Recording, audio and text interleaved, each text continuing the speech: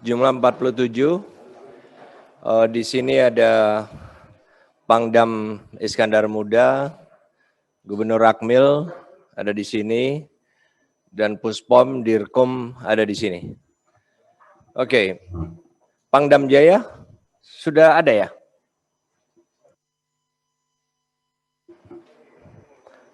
Pangdam Jaya sudah ada di sini? Pak.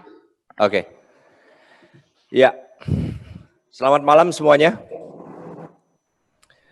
Sebentar saja. Intinya saya hanya ingin mengingatkan sebagai pembina. Jadi dalam rangka menghadapi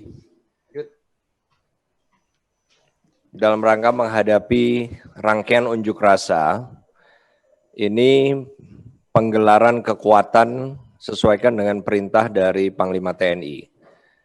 Kota mana yang mendapat perintah, berapa banyak, dan perintahnya apa sesuaikan dengan perintah Panglima TNI. Nah, saya sebagai pembina ada dua hal malam ini dan sebentar saja. Yang pertama, saya ingin seluruh Panglima Kotama, kemudian Kabalakpus untuk menyampaikan kepada satuan bawah masing-masing. Mulai besok pastikan mereka semua memahami, panggil komandan-komandan satuan bawahan dan komandan satuan bawahan kemudian meneruskan ke bawahnya lagi sampai dengan seluruh prajurit. Intinya adalah unjuk rasa atau kemerdekaan menyampaikan pendapat di muka umum itu adalah hak setiap warga negara. Dan itu diatur oleh Undang-Undang Nomor 9 tahun 98. Tetapi di dalam penyampaian pendapat di muka umum ada juga tanggung jawab dan kewajiban yang harus dilakukan oleh mereka yang menyampaikan pendapat di muka umum. Yang jelas mereka harus dan wajib untuk pertama menghormati hak dan kebebasan orang lain. Mereka unjuk rasa tapi mereka juga harus menghormati hak dan kebebasan orang lain yang tidak berunjuk rasa. Kedua, menghormati aturan-aturan moral yang berlaku umum. Ketiga, tetap mentaati peraturan perundangan dan hukum yang berlaku. Keempat, menjaga keamanan dan ketertiban umum. Dan kelima, menjaga persatuan dan kesatuan bangsa. Kalau pengunjuk rasa tidak mentaati pasal ini, maka dibubarkan. Itulah yang diatur dalam Undang-Undang Nomor 9 tahun 98. Dan juga penyampaian pendapat di muka umum ini dilakukan di tempat-tempat terbuka yang merupakan fasilitas umum kecuali tempat ibadah, istana presiden, instalasi militer, terminal, airport yang semuanya adalah fasilitas umum. Jadi harus tahu anggota kita semua tentang ketentuan ini, khususnya tadi, instalasi militer adalah perkecualian untuk unjuk rasa. Nah, jadi itu adalah tentang undang-undang yang mengatur tentang penyampaian pendapat di muka umum. Di samping itu, ada juga tindakan-tindakan yang sudah masuk kategori tindak pidana. Misalnya tindakan kekerasan yang dilakukan secara bersama terhadap orang atau barang.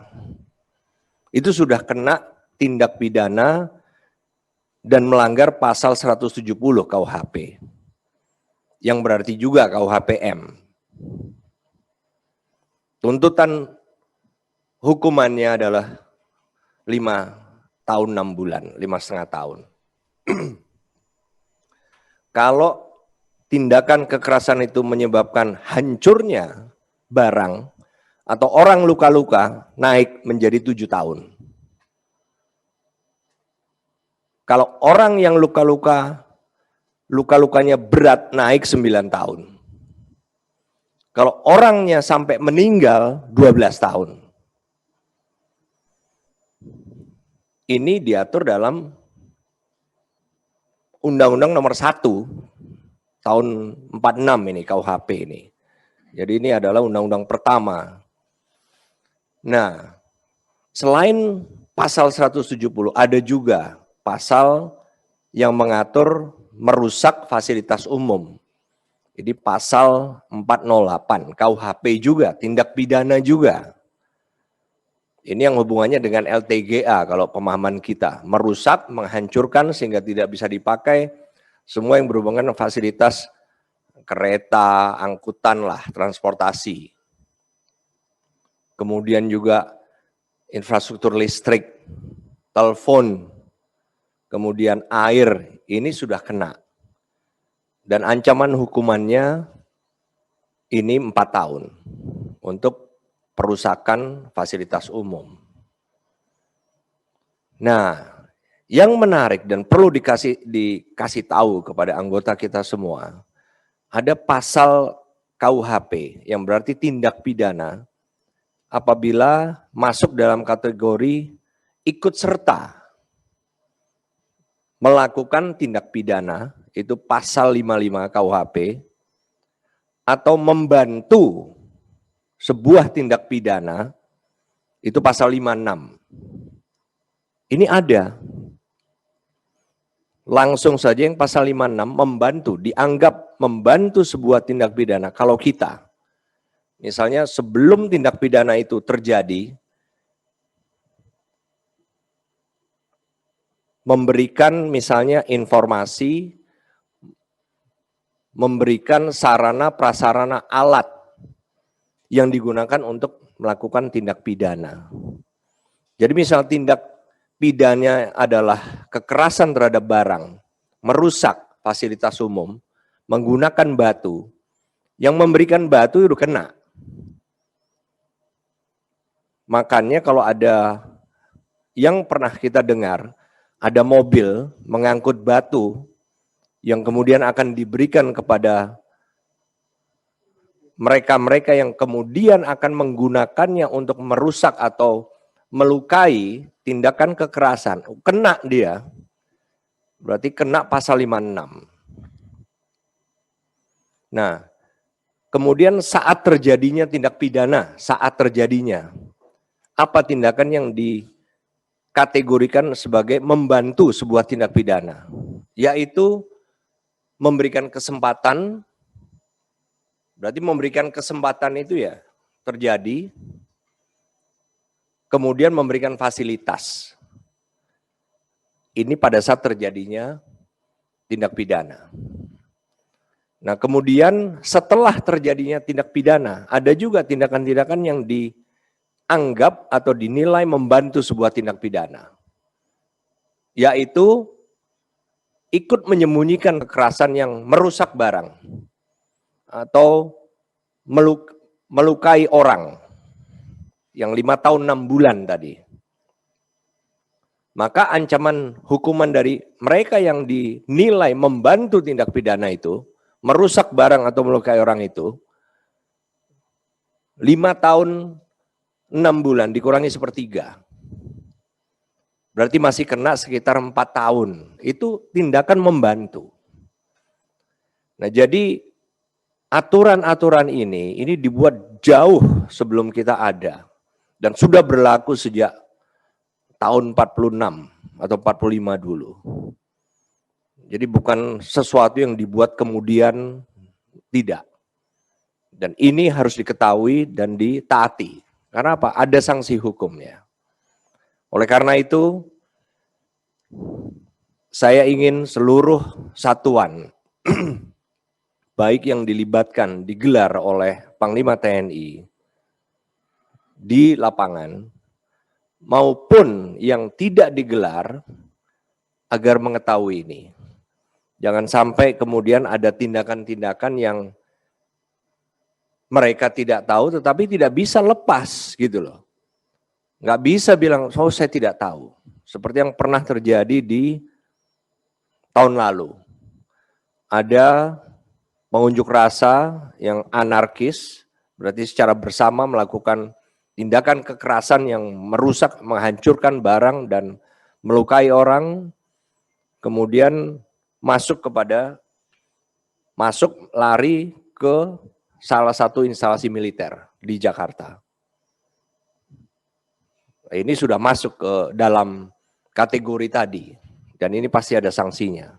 Ini terjadi tahun lalu. Jadi, bagi satuan-satuan yang tidak dilibatkan, tidak digelar oleh Panglima TNI, begitu ada terjadi unjuk rasa, apalagi kalau kita dekat lokasinya, selalu ditutup gerbang. Gerbang ditutup, pastikan komandan satuan punya kendali penuh terhadap gerbang ini. Jangan sampai kemudian ada di antara para pengunjuk rasa yang kemudian masuk nanti tersebar di sosial media seolah-olah memfasilitasi. Nanti dianggap kita membantu, apalagi kalau ternyata unjuk rasanya diwarnai dengan tindakan kekerasan tadi atau tindak pidana tadi, maka kita akan terseret-seret. Semua ditutup, gerbang tidak boleh ada yang masuk, tidak boleh menggunakan fasilitas. Karena apa? Karena memang tidak boleh, kita tidak tahu. Katakan dengan sopan, dengan hormat kepada mereka yang ingin masuk, misalnya mau buang air kecil, mau apa, maaf Bapak Ibu, silakan menggunakan fasilitas umum yang ada di luar sana. Karena ini adalah satuan. Dan tidak boleh ada aksi unjuk rasa di dalam instalasi militer. Secara sopan dan dengan bahasa yang halus. Tetapi kita pun juga punya rasa kemanusiaan. Tetapi yang seperti apa? Misalnya ada yang pingsan di depan gerbang kita. Pingsan, apakah karena terinjak-injak atau karena apa, atau luka yang kemudian membuat yang bersangkutan ini tidak bisa berjalan, maka kita bisa membantu, memasukkan orang ini, korban ini, dengan disertai hanya satu pendamping.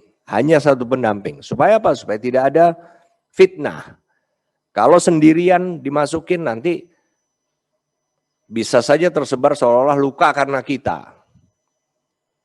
Atau kalau masuk dengan didampingi banyak orang, nanti ada lagi.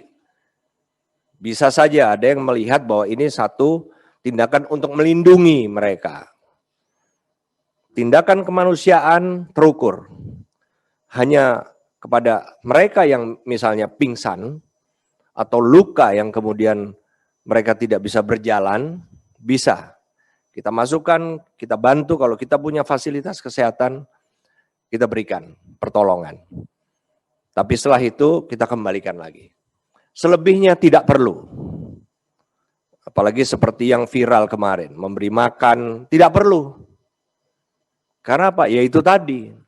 Kita tidak tahu yang kita bantu itu siapa dan mereka tidak memerlukan.